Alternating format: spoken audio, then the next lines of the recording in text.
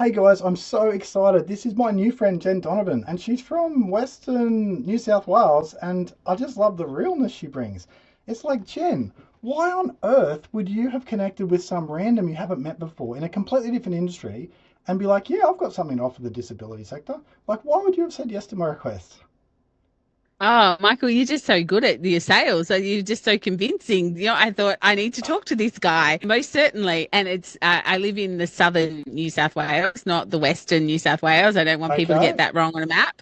But okay. yeah, no, look, and we were just discussing actually on my podcast all around LinkedIn, which is where we connected. And if someone reached out to you on LinkedIn and that they're going to be a good person, like there's Well, they every tend to chance that be. you're going to have something in common.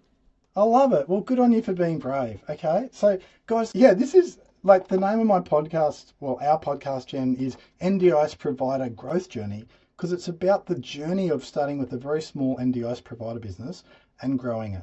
So, as someone who's grown multiple businesses before, Jen, as someone who's grown your farm, as someone who's grown your family, okay, often as we're growing, things don't go to plan. Okay, and we all love telling the glossy stories of, oh, this was me making $1 zillion, or this was me making, I don't know, a zillion new friends. But then it's hard to tell the stories of when things went really wrong. Jen, how do you handle setbacks? Because in NDIS world right now, there's setback after setback. How do you deal with that? How do you brace yourself? How do you get up and keep going?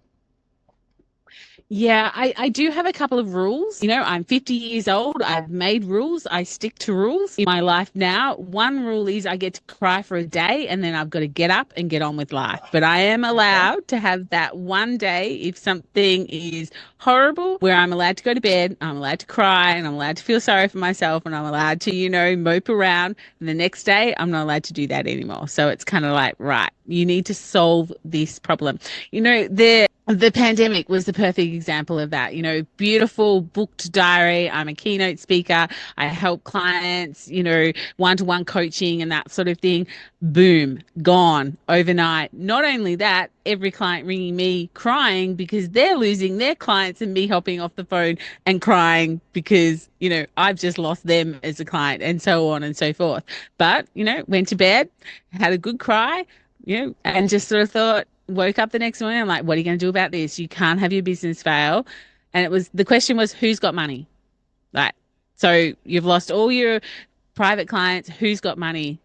The answer, government. Government's got money. Okay. How can we make it so simple they can't say no to some marketing training or to some social media training or something like that? So I created something that people couldn't say no to, and my business kind of boomed, and I'm still curtailing off those leads and off those, people that I met and the community that I grew during that time. So my other rule that I have is ready, fire, aim. So get ready, just fire, and then work it out as you go along. Doesn't have to be perfect, it just has to be done. So it's kind of, I have that rule where I just have to do it. Just I don't overthink it. Maybe you're not quite the right person at this point, but you will grow into it. So the ready, fire, aim is also my other rule of, a bit like Nike, just do it. I think that's remarkable. What's another setback you've had that you're happy to be real with and happy to show us how your way of just handling setbacks really works in the real world?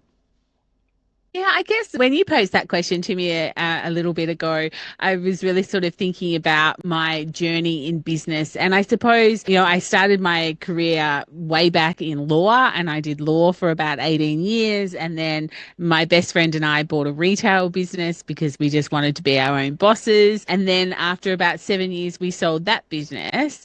And when we sold that business, my mentor, my, business coach asked me to go into business with him. And so, basically we ran a really big conference. I walked off the stage from that conference and I didn't look back. That was kind of the end of the partnership. No malice or anything like that. It was just like it was time for me to come home. It was time for me to build something of my own, and it just wasn't working with that particular business partner. But from a business point of view, the thing that I did wrong was I didn't let people know about Jenn Donovan. Like I promoted the business and I promoted my business partner being in charge of the marketing and the social media aspect, but not many people knew who Jenn Donovan was. I hadn't built my own profile. I feel that if I had have done that, and built my own profile, I would be so much further ahead of where I am now. How do you deal with that sense of either bitterness or failure? Because we all know the best time to plant a tree is 20 years ago. The second best time's today. It's like what you're describing. I don't know anyone in business who doesn't think like that. If only I'd done this. If only I'd done that. Yeah, that if only the woulda, coulda, shouldas, like they're so hard to handle. Absolutely. How did I handle it? Well, I guess I allowed myself a day to cry. And it's literally a day. I'm only allowed a day to do that sort of thing. And then it was sort of like, okay, so if I'm going to build a business, what's the quickest way that I can start building my profile, and get people to get to know, like, and trust me? And for me, it was my voice. I wasn't that confident to show up on video. I didn't feel like YouTube channel wasn't the answer, but podcasting was. So it was like, I can use my voice. I can use it to connect with other people, because who says no to a podcast interview? Like, literally, I think in 7 years, one person has said no, and it was a not now, not a no forever type of thing. And you sort of build your profile that way. So I found the solution to my problem, which was I was unknown, and I started from scratch, and I just built something. I tried to find the solution that suited me, but the thing that was actually going to fix the problem as well. Wow, that makes sense. And I guess we need to hear that. It's that often we're hard on ourselves, or we think we failed. And you know what? A lot of these so-called setbacks, they're just speed bumps. A speed bump, you slow down, Yes. you get over it, and then you keep going. But it's so easy for us to catastrophize, and go, oh, Mm, this is the end of the world. Honestly, there's still food on the table. If yeah. there wasn't food on the table, we've got relatives we can go and get some food from. Like there's Mm, always some way forward, but that catastrophizing just hurts us. So then it I does. guess, yeah, so I guess another question I'll ask you, and obviously lots of people are going to see this on YouTube, lots of people are going to hear this as a podcast. How do you handle your growing family, if we go back a couple of years, your family with work? How do you handle the both two of them at the same time, because they're both a responsibility? Yeah, it is a juggle. It's a massive juggle depending on where you're actually working. I mentioned to you earlier, Michael, I feel like I have a very privileged life. So I got to work from home. I structured my diary so that, I could work the hours I wanted to work. Yes, that meant that I worked on Saturdays and potentially Sundays. And so that was probably, again, I'm quite goal driven in some ways. That was my goal, is to build a business that is profitable, but it's also built around what I want out of life. I didn't want to work 9 to 5, 5 days a week type of thing. And I hear the privilege as I say that. But, it's not always a grand life. Anyone who knows a farmer knows that there are big ups and huge downs when you are, living off the land. And, there's certainly been some very horrific droughts that we didn't know whether we would make it through, and all of that sort of thing. But, that's I guess the importance of community around you, and having a good relationship with your family and your husband or your partner and your children, and just working through that. But my children also, sometimes maybe I won't know until they go into therapy in their 30s as to whether or not I did a good job. I don't know. They're very well adjusted young adults at the moment, but hey, who knows what I did to them by working so much. Who Don't knows? know. Can't sit around that. Well, I guess that makes so much sense, by the way. And I hear you saying you've had a good run. And you know what? I've never heard a farmer who could say that and have it be completely accurate. A lot of that is the fact that you've got a mindset that just says we'll adapt, we'll improvise, we'll overcome, which again is Yeah. really needed in my niche. Yeah, like, if you back in the early 2000s, when it was one of the most horrific droughts I think that the country had ever seen, I was in law. I was the breadwinner. I was the person who worked 9 to 5, 5 days a week, traveled an hour. I worked and worked and worked with a very young family. And then when the drought broke and things became good, my husband's like, go and do what you want to do. So that's when I bought the retail shop with my best friend, and we played shops and we built a really great business, and it worked better for the family. But I did what I had to do at the time to help the farm survive. And then when it was my turn to relax a little bit, I was given that opportunity to do that, which has led to where I am today, I guess. That makes sense. And the weird thing is, and I see this through all your marketing, I see this through Like, guys, Jenn Donovan is a Jedi Knight at getting the word out. All right, Mm. tell us your perspective on word of mouth marketing, because I always tell people word of mouth is great until it dries up, and you're not in control of that one. But what are your thoughts on word of mouth? I think word of mouth marketing is still one of the most powerful marketing strategies there are, but you need people telling the right story. Like, if people come to me, like I'm a marketer, I'm a social media and marketing coach, I'm a keynote speaker. But if people come to me and say, oh, Michael referred me to you, can you do my social media for me? I have done something wrong because I don't do people's social media. I work out a strategy for people and I help them with their social media to get, that rhythm working and look at their sales and everything like that. But I don't actually sit down and do the post for them, so if someone refers someone to me for that, there's something wrong with my messaging. There's something wrong with the conversation I've had with that person that they think that's what I do. So word of mouth marketing has let me down because now I have to say to this person, oh, I'm so sorry. I actually don't do that work. Can I refer you to someone else? And they've gone, oh, well, thanks, Michael, for that. That was 20 minutes of my life I'll never get back. So I think word of mouth marketing works. It's still really powerful as long as your messaging is right and as long as they understand who you are, what you do, and refer the right people. How do they do that?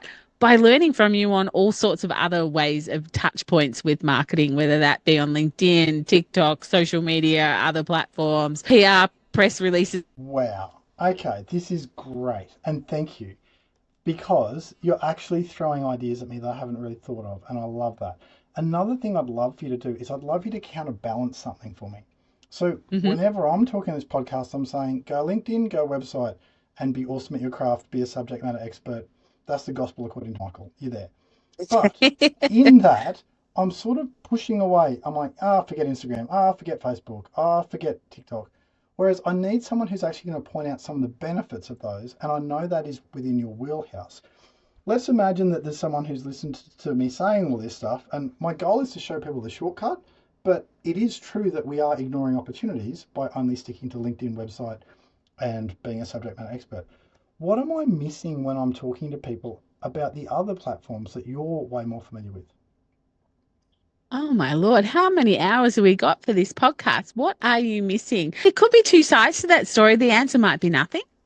Because people that are on LinkedIn are possibly on Instagram and on Facebook and in Facebook groups, and they're just hearing your message from you on the platform that they want to hear the message from you. I guess if I think about, I'm a big advocate for email marketing. These platforms, we don't own our people, we don't own our followers. It could all be shut down tomorrow. And then what are you left with? Well, if you haven't got an email list, you're left with a very big headache and you get to cry for a day, and then you've got to get up and pull yourself out of bed and try something different. So it could be nothing, or it could be a whole other realm of referrers and clients and customers that might not even think to be on LinkedIn. LinkedIn has an image problem. I do LinkedIn retreats. I love LinkedIn. LinkedIn is actually my favorite platform. Don't tell the other platforms. So I have a big love for it like you do, but it does. It has an image problem because it started off as a job network, and so many people still think of it as that.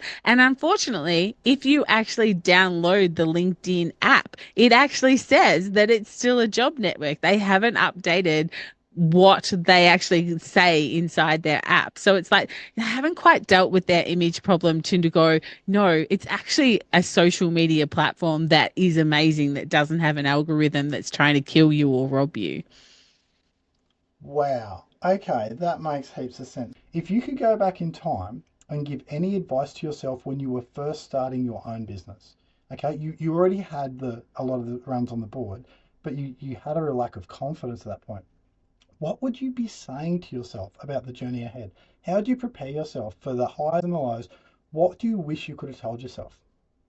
Gosh, I think that one of the things I would say is this too shall pass.